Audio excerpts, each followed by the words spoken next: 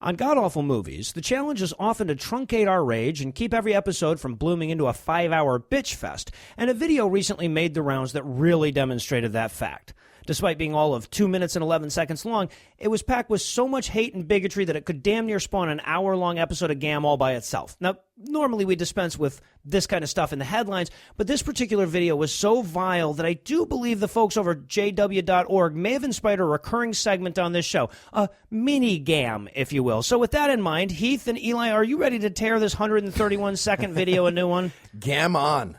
Let's do it. Right. So ready. Let's start it off as we always do. Tell us, Heath, what will we be breaking down today? All right. We watched Become Jehovah's Friend Lesson 22. One Man, One Woman. Which seems like the result of the J-Dubs trying to turn a gay intervention lynching video into a cartoon with a PG rating so they could show it to more kids. And they finally got approved for this thing after like 50 versions that were all too murdery. Here we have 51. This one was exactly murdery Take the blood enough. out entirely. Just take the whole blood out. And the pepper spray and the razors. Okay, well done. Now, if you want to see the video before we break it down, it's only 2 minutes, 11 seconds. Like I said, it's linked on the show notes, and we're willing to wait for you. And you're back. So, Eli, tell us, how bad was this video? Well, if you ever thought to yourself, man, I love Wally, but it wasn't hate crimey enough, well, you're in luck, because that's what this video is. Yeah. So we're going to start with a title shot which says Lesson 22, One Man, One Woman, and I thought to myself, holy shit, Lesson 22? For fuck's sake, we've struck gold. Also, by the way, there are 20 animated songs at jw.org in addition to their hate videos. I listened to all of them. They're perfect. It's just a kid's chorus singing happy adjectives while horribly racist Asian cartoons do J-Dub stuff. Awesome. It's really Awesome. weird, but great. So the video is going to start with a little girl in pigtails looking at the My Family drawings in class when she notices that one of these drawings has two mommies. And clearly she is pissed about this. This has offended her deeply. Sure am glad that everyone's family is exactly like mine. Well, what?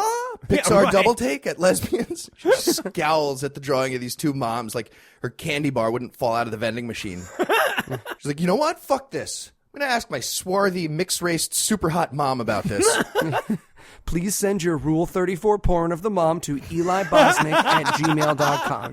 Eli Murray, send it right there. Yeah. Now we're gonna meet Mom now. So we show back up at the house where Mom is coloring organic yarn pamphlets. What? That's what she's doing. We're about to cover this hate crime, by the way, with this cutesy moment of like, Mom, I drew my brother's face, but I forgot to draw his face. Yeah. She shows her picture to Mom, and she's like, I forgot to draw Caleb's face. We should just do like a blank, circular, kind of creepy thing where the face should go. But then she lays it on Mom that Carrie drew two mommies on her picture. Yeah. And then goes on to explain, my teacher says that all that matters is people love each other and that they're happy. And Mom's like, no. Yeah, right. We can't have any of that, That is shit. not This how is Jehovah the works at opposite of all the other cartoons. Not at all how it works. And I love how racially ambiguous these characters are. It's like they're saying, it doesn't matter if you're white, slightly brown, or kind of Filipino looking, we can all hate fags together. Also, I love the mom in this moment goes, people have their own ideas about what is right and what is wrong. And I love that they have to pull this way abstract because even children watching this were going to be like, that's bullshit. So, Well, right, because what they're having to fight against is as long as people love each other and they're happy, it doesn't matter. And they're going, no to that. I mean, yeah, that seems hard to disprove. So maybe we could have a question of ontology, big words you don't know. Yeah, she says, it doesn't matter what we think. What matters is how Jehovah feels.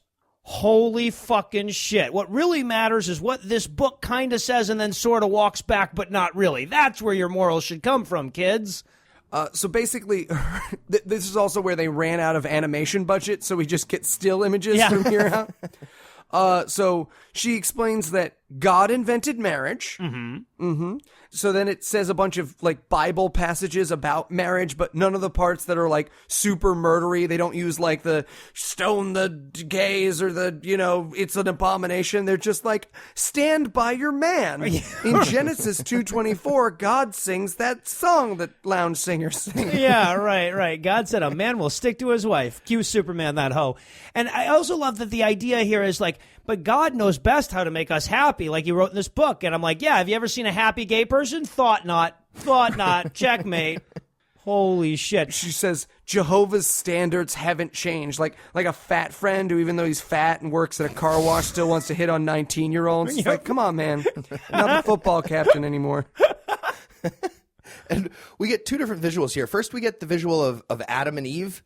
And Adam has tiny little Marco Rubio hands. They are creepy. They're terrifying.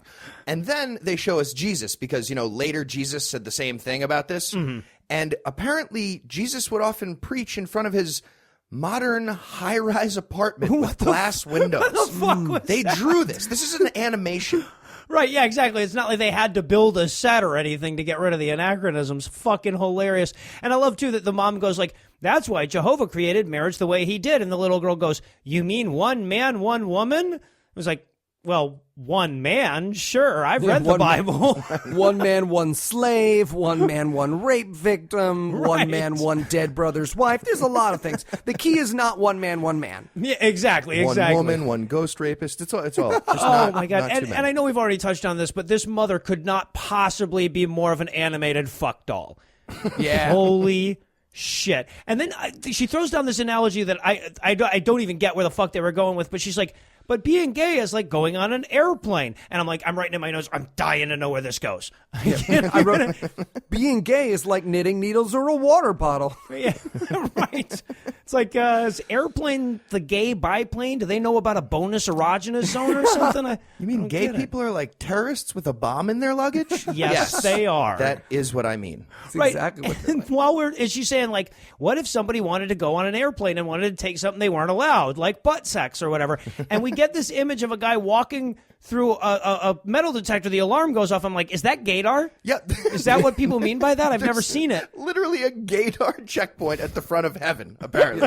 And you're not allowed to walk around the side of it either. Like, Right, yeah. You can see the way you're picturing it. Seems like gay people just walk around the side. And No, yeah. Because, nobody's watching the checkpoint. But no, you have to go right through it. Well, Drop off your butt what sex. if the rules on the airplane were made up by the pilot arbitrarily based on something he absolutely could control? Well, then that pilot would be an asshole, wouldn't Yeah, he? right, exactly. And then we get our little image of heaven, which is Tahiti. Yeah, I guess. playing in a pool, and they can't show a version of heaven because heaven's stupid as shit as a concept, or Right. it's super pornographic and wouldn't have made it to YouTube. But the key is, though, that in heaven you'll get to jump in the water over and over again, and other kids will be jumping in right behind you.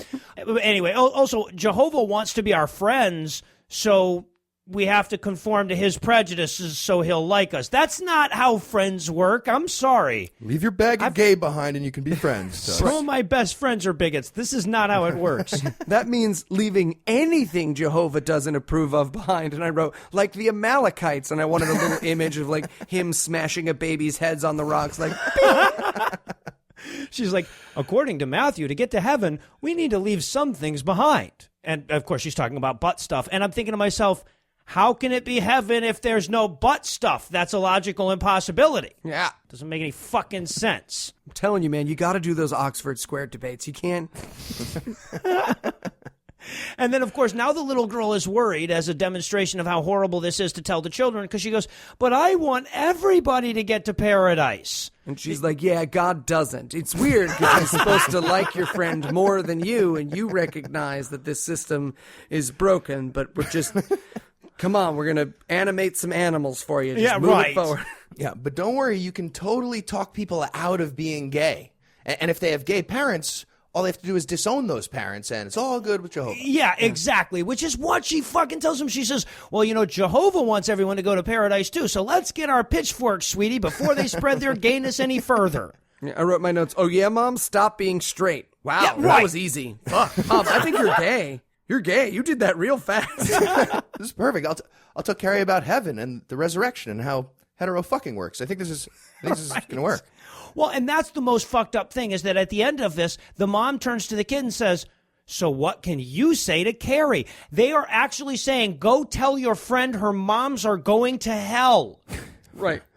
Holy shit. Or to proselytize. Yeah, exactly. And of course, the little girl goes, well, I could tell her about the paradise, and I could tell her about the animals. And I could what tell are the her animals? I have no fucking idea. I guess they just There were needed- animals in the cartoon. Yeah, well, there's talking donkeys and shit. That's probably appeals to kids.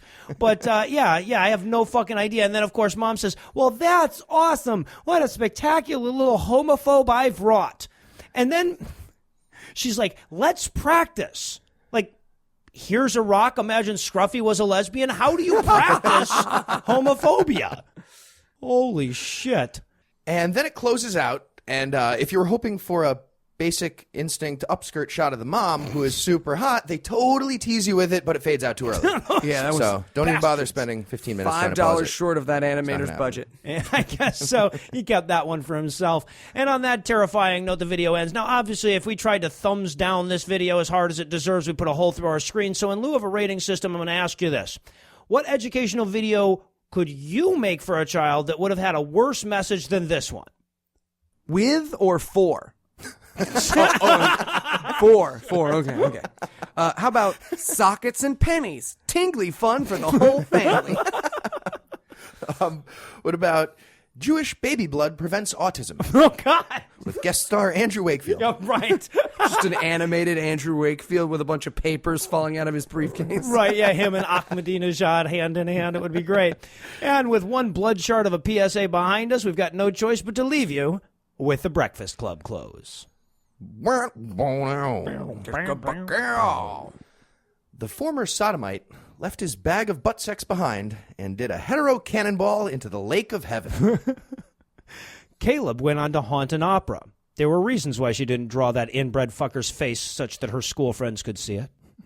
Carrie beat the crap out of Dora the Watchtower Explorer, who later outgrew religion and was shunned by Jada Pinkett Smith.